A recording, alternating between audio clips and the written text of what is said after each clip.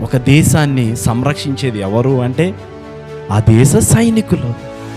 ఆ దేశ సైనికులు బార్డర్స్లో వారు కష్టపడతారు. దేనికోసము?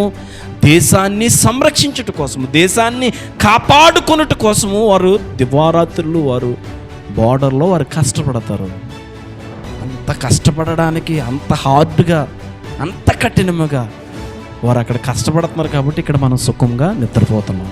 ఒక సైనికుడు దేశ సరిహద్దులో దేశమును కాపాడుకొనుట కోసము ఎంత కష్టపడుతున్నాడో దానికంటే ఎక్కువైనటువంటి అవగాహన మన హృదయం పట్ల మనము కలిగి జీవించుదుము కాక.